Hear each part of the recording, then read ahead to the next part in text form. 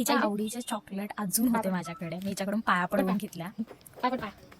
एवढे चॉकलेट खाऊन पण हिचं म्हणणं भरलं. परत चिप्स पॅकेट पण घेतलं. ही जातं कुठं खाल्लेलं. ही अशी हिची मस्ती चालू होती. मला जायचं होतं ज्योतिबाच्या मंदिरात. मी भावाला बोलवलं होतं गाडी घेऊन, कारण हा गाडी शिकलाय, पठ्ठे आपला गाडी चालवणार आहे. आणि मी जीव मुठीत घेऊन बसले होते.